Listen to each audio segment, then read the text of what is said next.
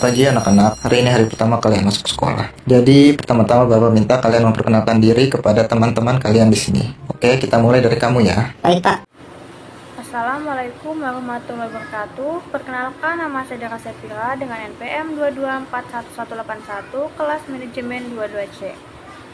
Di mata kuliah MSDM ini saya akan membawakan materi tentang memahami fungsi dan proses komunikasi dalam organisasi. Baik, yang pertama yaitu memahami fungsi dan proses komunikasi dalam organisasi. Pengetahuan tentang komunikasi organisasi sangat penting dalam membangun kerjasama yang efektif dan efisien.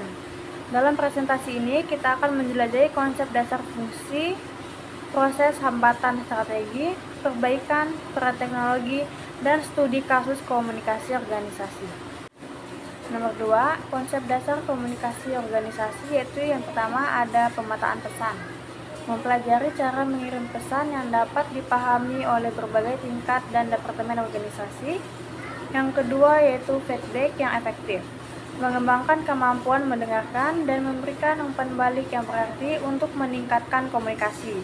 Yang ketiga, kearifan emosional. Menghargai pentingnya ekspresi emosi, tepat waktu, dan pengelolaan stres dalam situasi organisasi yang kompleks. Yang keempat, etika komunikasi. Memahami nilai-nilai etis dan norma yang mendukung pembangunan budaya komunikasi yang profesional dan bermartabat. Nomor 3, fungsi komunikasi organisasi. Yang pertama yaitu ada koordinasi dan kolaborasi. Menghubungkan bagian-bagian organisasi untuk mencapai tujuan bersama melalui komunikasi yang efektif. Yang kedua, informasi dan pengetahuan.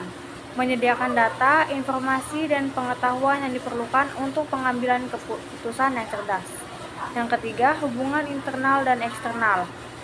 Membangun koneksi yang kuat dengan karyawan dan juga dengan pihak luar seperti pelanggan, mitra, dan pemangku kepentingan. Yang keempat, pengaruh dan motivasi. Menginspirasi orang lain, mengaruhi keputusan, dan tindakan melalui komunikasi yang efektif dan persuasif.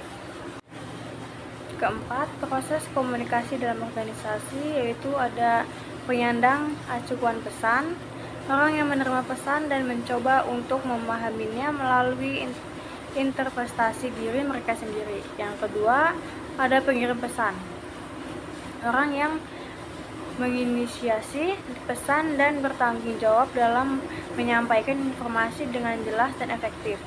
Yang ketiga, kanal komunikasi.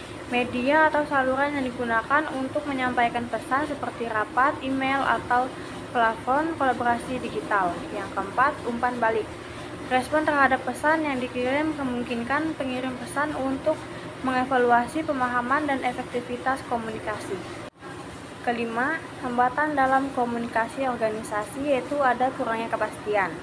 Pesan yang kurang jelas, ambigu, atau terbuka terhadap interpretasi ganda dapat menyulitkan pemahaman. Yang kedua, gangguan dan atribusi. Gangguan fisik atau teknis dan atribusi yang tidak tepat dapat menghambat aliran komunikasi yang efektif. Yang ketiga, kurangnya keterbukaan. Sikap yang defensif, kurangnya transparansi, atau keengganan untuk mendengarkan perspektif lain dapat menghambat komunikasi. Yang keempat, kegagalan mendengarkan. Kurangnya perhatian dan ketertarikan dalam mendengarkan dapat menghasilkan kesalahpahaman dan konflik. Nomor 6, strategi untuk memperbaiki komunikasi organisasi yaitu yang pertama, mendengarkan dengan aktif. Memberikan perhatian penuh pada pembicara, mengonfirmasi pemahaman, dan menunjukkan minat terhadap perspektif mereka. Yang kedua, kolaborasi tim. Mendorong kerjasama dan partisipasi kolektif untuk menciptakan lingkungan kerja yang inklusif dan saling mendukung. Yang ketiga, teknologi komunikasi. Menggunakan alat dan platform digital yang inovatif untuk memfasilitasi komunikasi dan kolaborasi yang efektif. Teknologi dalam komunikasi organisasi yaitu yang pertama, platform kolaborasi. Menyediakan tempat sentral bagi anggota tim untuk berbagi ide pekerjaan, file, dan kemajuan proyek dengan mudah. Yang kedua, komunikasi real time. Memungkinkan komunikasi seketika di seluruh departemen, lokasi, dan zona waktu yang berbeda. Yang ketiga, mobil kognitif. memberikan fleksibilitas dan aksesibilitas bagi anggota tim yang bekerja dari luar kantor atau dalam perjalanan. Ke-8, studi kasus komunikasi organisasi tim pertama kebijakan perusahaan baru. Studi kasus mengenal peluncuran kebijakan perusahaan baru dan strategi komunikasi yang efektif kepada karyawan. Yang kedua, menghadapi krisis. Menggali contoh kesuksesan dalam mengelola komunikasi selama situasi krisis yang mempengaruhi reputasi perusahaan. Yang ketiga, perubahan budaya. Penelaahan tentang komunikasi yang berhasil dalam menghadapi perubahan budaya organisasi yang signifikan. Sekian, itu saja presentasi dari saya. Lebih dan kurang mohon dimaafkan. Terima kasih.